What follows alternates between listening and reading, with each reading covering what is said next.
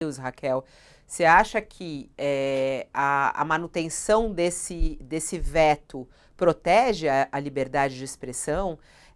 Você acha que isso deve permanecer no país? Isso é saudável para a nossa democracia?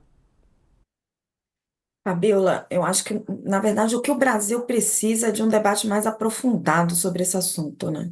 A gente não consegue fazer. Você vê que quando teve o debate do projeto de lei das fake news, você teve uma grande mobilização, sequer conseguiu votar, entrou um monte de tema ali e o Congresso precisou paralisar esse debate. O projeto de lei não chegou a ser sequer analisado. O Léo me corrija se eu estiver errada. Aí você teve o Supremo Tribunal Federal colocando uma série de regras agora nas eleições presidenciais e depois para as eleições municipais, porque o Congresso não consegue avançar no debate. Precisa até ser global. Você tem regras sendo estabelecidas na União Europeia, ele virou um debate tão ideológico que você não consegue avançar. E é um tema extremamente sensível no Congresso Nacional. Da época em que se estava avaliando o projeto de lei, você conseguiu uma mobilização muito forte. Os bolsonaristas conseguiram uma mobilização muito forte, inclusive do Centrão, e paralisaram completamente a avaliação do projeto de lei. Quase que não se discutia mais o que estava ali dentro. Se discutia apenas se havia ou não havia um ataque, à liberdade de expressão. Você não conseguia mais discutir os pormenores do projeto, se tinha ou não tinha mérito em determinadas iniciativas. Não se conseguiu nem, de repente, separar o projeto em pedaços e analisar especificamente o caso da imprensa, especificamente o caso dos políticos, especificamente a legislação eleitoral. Virou um fla-flu tão grande essa questão que a gente não consegue avançar no debate. Então, muito provavelmente esse veto, ao invés de se discutir a questão específica, como o Léo estava explicando, da questão eleitoral que está ali, vai virar um fla-flu, já virou, né? Que é os bolsonaristas brandando a bandeira da liberdade de expressão e os governistas dizendo que tudo que se quer ali é plantar fake news sobre as eleições e você não consegue entrar no mérito.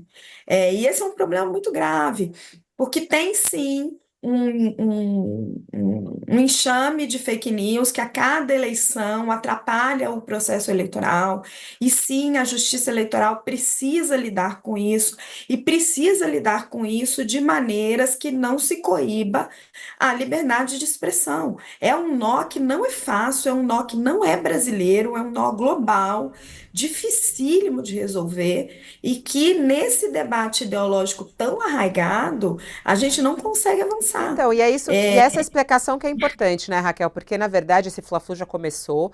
Nesse momento, nas redes sociais, o que estão colocando é isso. E aí jogam com a opinião pública, né? Que nem o Sakamoto trouxe aqui. Eles querem frear isso porque eles não querem punição. Eles querem ter liberdade, de certa maneira. Não sei se eu entendi certo, Sakamoto, mas de certa maneira querem ter liberdade para transmitir fake news um pouco. É isso ou não?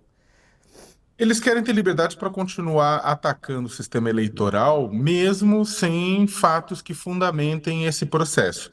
Esse acho que é o ponto principal. A gente não está discutindo aqui qualquer produção de mentira, notícia falsa. Eu já me coloquei aqui 1 milhão de vezes contra, né, a criminalização de fake news. Eu sou a favor de você criminalizar comportamentos de manipulação em massa de redes sociais, tudo para você atacar a honra, manipular a democracia, tudo isso mais. Agora, as fake news em si, o que é de verdade e o que é mentira, não está entrando no mérito. A questão está falando a respeito de uma coisa específica, né, de fatos que acabem criando problemas para o processo eleitoral e que são sabidamente inverídicos e que, de fato, criam problemas para o processo eleitoral. Não é qualquer bobagemzinha distribuída por um aposentado, por uma dona de casa, por um estudante, por qualquer pessoa. Então, o que acontece é que isso atinge exatamente uma das colunas, um dos cernes do bolsonarismo nos últimos anos. O bolsonarismo, durante o governo Jair Bolsonaro, se esmerou bastante para atacar o TSE,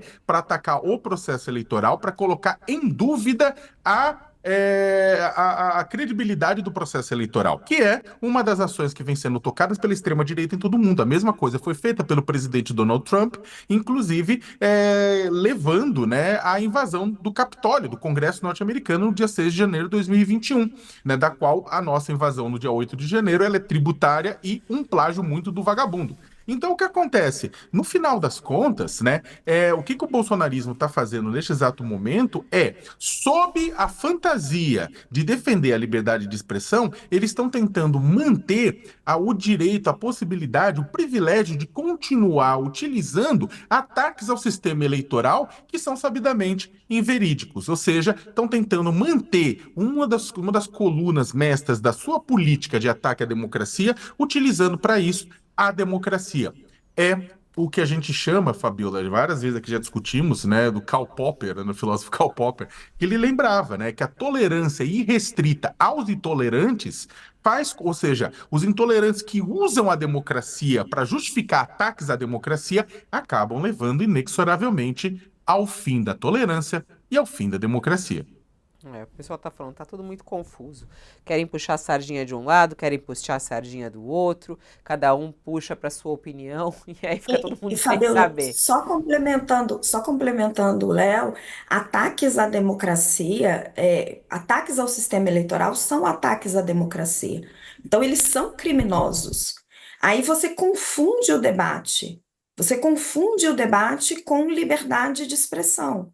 Quando você joga tudo isso no mesmo bolo e não parte para o específico, você confunde o debate. Então, o que pode acontecer no Congresso Nacional hoje? Você levar parlamentares que não são necessariamente do campo bolsonarista, porque o campo bolsonarista não é majoritário no Congresso Nacional, mas o campo, o chamado centrão, o campo de centro, ele é majoritário. Então, você pode levar parlamentares a abraçarem essa causa como se estivessem abraçando a causa da liberdade de expressão, como se estivessem dizendo um não para o governo, no sentido de não controlar as narrativas, não criar um suposto Ministério da Verdade, quando o que eles vão estar dizendo é: olha, vocês estão liberando ataques ao sistema eleitoral.